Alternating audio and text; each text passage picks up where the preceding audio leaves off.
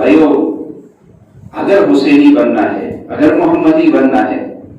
اگر اللہ اور اس کے رسول کا پیارا بننا ہے، تو پھر جو اللہ کا مہمان آ رہا ہے اس کی عزت کرو۔ اس کی عزت کیا ہے؟ دیکھیے، اس کا مذاق یہ ہے کہ سارے عام کھا رہے پی رہے، یہ تو اس کا مذاق ہے۔ روزہ کیا ہے کہ کھانا نہیں ہے، پینا نہیں ہے، سمجھ میں؟ امساک، روزہ کس کو کہتے ہیں؟ امساک عن الاکل والشرب والجماع، 3 چیزوں سے رک جانا ہے۔ عقل، کھانے سے، شرب پینے سے، جماع، یہ 3 چیزوں سے امساک کہتے ہیں، رکنا۔ روزہ اسی کا نام ہے۔ ان 3 چیزوں سے رک جائے، روزہ ان چیزوں سے منع کرتا ہے۔ لیکن اگر ایک بندہ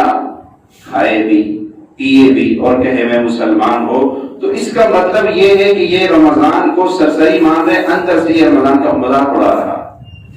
تو بھائی، ایک بندہ نہیں جانتا، ایک بڑا آدمی آ رہا ہے، افسر آ رہا ہے، کوئی بڑا بادشاہ، کوئی بڑا عہدے والا آ رہا ہے، آپ اس کو نہیں جانتے ہو تو آپ نے اس کو سلام نہیں کیا، اس کو عزت سے پیش نہیں آئے۔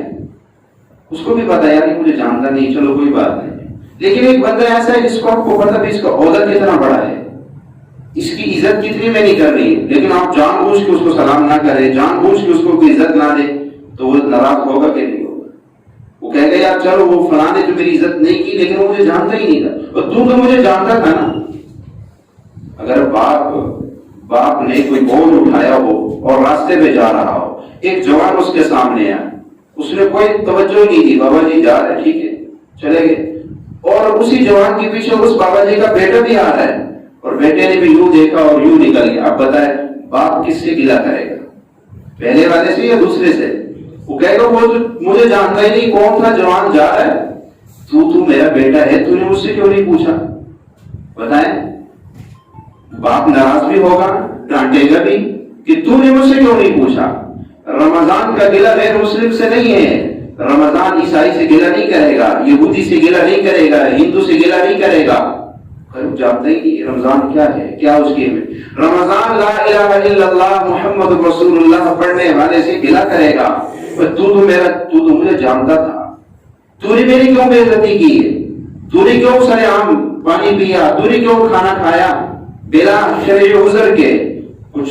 رمضان ظلم نہیں کرتا ہے، اگر شرعی عذر ہے وہ کہتے کوئی بات نہیں، اس کی رعایت ہے۔ شرعی عذر ہے، ایسی شدید بیماری ہے کہ ایک دیندار ڈاکٹر آپ کو کہے کہ اگر آپ روزہ رکھیں گے تو آپ کے جسم کو نقصان ہوگا، پھر تو اس کو شرعی عذر مانا جائے گا۔ ورنہ سر میں درد ہے روزہ نہیں رکھ رہا، سر میں درد ہے تو روزہ، یہ کیا ہے؟ کوئی تھوڑی سی چوٹ لگ گئی وہ میں روزہ نہیں رکھ سکتا ہوں، کیوں مجھے چوٹ لگی؟ یہ انسان کے دل میں ایک مفتی بیٹھا ہوا ہے۔ ایک دارالفتہ تو بڑے بڑے مدارس میں بنے ہوئے ہیں، ایک دارالفتہ ہمارے دل میں بنا ہوا ہے۔ ہمارا دل ہمیں فتویٰ دے دیتا ہے کہ اس کام میں تم کر رہے ہو یہ ٹھیک ہے یا غلط ہے، یہ دل بتا دیتا ہے۔ میں اگر روزہ نہیں رکھتا ہوں تو میں جو عذر پیش کر رہا ہوں، آیا وہ عذر میں ٹھیک پیش کر رہا ہوں یا غلط، یہ میرے دل مجھے اسی وقت بتا دے گا، یہ دل اسی وقت۔ تو رمضان کا گلہ ہم سے ہوگا، یاد رکھنا، رمضان ہمارے طرف مہمان بن کے آ رہا ہے اور ہم سے اس کا گلہ ہوگا اگر ہم نے اس کی عزت نہ کی، اگر ہم نے اس کا احترام نہ کیا تو پھر ہم سے اس کا گلہ ہوگا۔ اور کل قیامت کے دن یہ ہمارے اوپر اللہ کی عدالت میں آئے گا اور کہے گا اللہ ان لوگوں نے مجھے ذلیل کیا تھا، تو نے مجھے ان کے پاس بھیجا تھا، یہ تو وہ تھے کہ پڑھتے تو کلمہ محمد رسول اللہ کا تھے، سر عام ہوٹل چلا رہے تھے، سر عام کھانا پینا بانٹ رہے تھے، سر عام لوگوں کو کھلا بھی رہے تھے، کھا بھی رہے تھے، یہ تو وہ تھے۔ اللہ میں ان کی شکل نہیں دیکھنا چاہتا ہوں۔ اللہ کہے گا اگر میرا روزہ، اگر میرا قرآن، اگر میری نماز تم سے ناراض ہے تو مجھے بھی تمہاری کوئی ضرورت نہیں، جاؤ۔ میں نے تو دنیا میں تمہیں اسی لیے بھیجا تھا کہ میری نماز کی عزت کرنا، میرے قرآن کی عزت کرنا، میرے روزے کی عزت کرنا، میری زکوٰۃ کی عزت کرنا، میری حج کی عزت کرنا، یہ تھے میرے احکامات۔ اگر تم ان کی عزت کرتے آج تمہیں پروٹوکول دیا جاتا، آج تمہیں عزت دی جاتی، آج تمہیں احترام کا لباس پہنایا جاتا، آج تمہیں جنت میں داخل کیا جاتا، تمہارے استقبال کے لیے میں فرشتوں کو کھڑا کرتا، فرشتے دروازے پہ کھڑے ہو کے جیسے تم اندر داخل ہوتے وہ کہتے ادخلوها بسلام آمین، آ جاؤ آ جاؤ آ جاؤ، امن کے ساتھ داخل ہو جاؤ، سلام ہو تمہیں، سلام ہو تمہاری جرت کو، تمہاری بہادری کو، تمہاری اس مشقت کو جو تم نے پیاس کے نام پہ برداشت کی، اس مشقت کو جو تم نے بھوک کے نام پہ برداشت کی، اس مشقت کو جو تم نے سردی کے نام پہ وضو کیا، اس مشقت کو جو تم نے ایسی کمرے چھوڑ کر گھر مسجدوں میں آ کے سجدے کی، تمہاری ان مشقتوں کو، تمہاری ان تکلیفوں کو، تمہاری ان قربانیوں کو، تمہاری ان مجاہدوں کو فرشتے سلام کریں گے، ادخلوها بسلام آمنین ونزعنا ما فی صدورهم من غل اخوانا على سرر متقابلین۔ ہاں، دل پاک کر دیے جائیں گے، کینہ بغض حسد نہیں ہوگا دلوں میں، ایسی جگہ میں اللہ تمہیں داخل ہے۔ لیکن یہ اسی کو یہ پروٹوکول ملے گی جو اللہ کے احکامات کو عزت کی نگاہ سے دیکھے، جو قرآن کو عزت دے گا، جو نماز کو عزت دے گا، جو روزہ حج زکات کو عزت دے گا، اور دل سے دے گا، اوپر سے نہیں، دل سے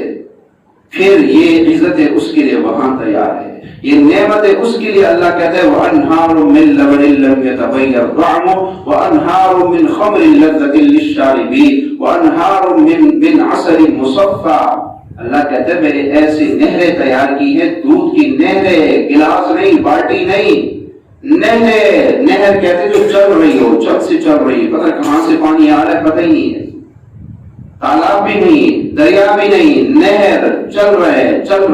ایسے دودھ کی نہر میں نے تمہارے لیے تیار کی ہے، من لبن لم يتغیر طعمه، جس کا ذائقہ بدلتا نہیں ہے، خراب نہیں ہوتا، وانہار من خمر لذۃ للشاربین، اور پینے کے لیے اللہ کہتا ہے ایسی شراب میں نے تمہارے لیے تیار کی ہے، جب تم اس کو پیو گے تو ایک لذت ملے گی، بے ہوشی نہیں آئے گی، عقل زائل نہیں ہوگی، کیا کہہ رہے ہیں آج تو شراب پی کی پتہ نہیں کیا کچھ بک جاتا ہے، نہیں جنت کی وسقاہم ربہم شرابا طہورا، اللہ کہتا ہے میں پاکیزہ شراب تمہیں پلاؤں گا، پاکیزہ شراب تمہیں پلاؤں گا، ایسی شراب ہوگی کہ پینے کے بعد لذت آئے گی، مزہ آئے گا، جسم کو سکون ملے گا، دماغ کو سکون ملے گا، وانہار من عسل مصفى، اور صاف ستھرا شہد تمہیں دیا جائے گا، کیونکہ بڑی نعمتیں ہیں نا، دودھ کا مل جانا، شہد کا مل جانا، شراب کا مل جانا، یہ تو بڑی نعمتیں ہیں،